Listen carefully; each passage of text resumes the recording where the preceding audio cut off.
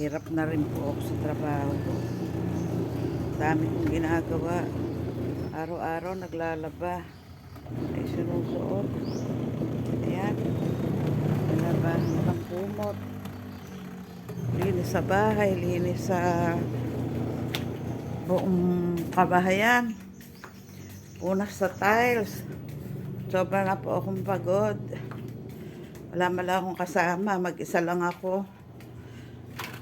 Nag-ulang kagabi, napakalakas. Maghapon na ay magdamag po. Magdamag ulan. Grabe. Parang hindi ko na po kaya talaga. Tapos mag-o-office pa sa DXN. Hirap na rin po ako. Parang hindi ko na kaya magganito. Magtrabaho. Namamayat na ako. Tapos bukas mayroon pa kami seminar. Sa ano pala, 16, 17, 18. Hindi ko na po kaya. Pagod na ako. Paano na kaya buhay ko? Solo flight po. Hay nako. Ganito pala mahirap mag-isa.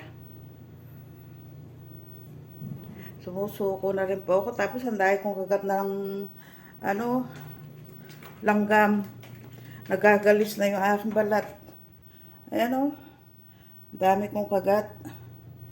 Ayan, mga kagat po yan. May mga peklat, may mga mga baraso ko. Ayan o. Puro kagat ng langgam. Doon sa puno.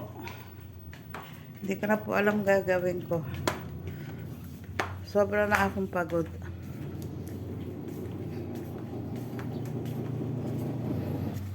Ito, babalawan ko na yan. Tapos na siya umiikot.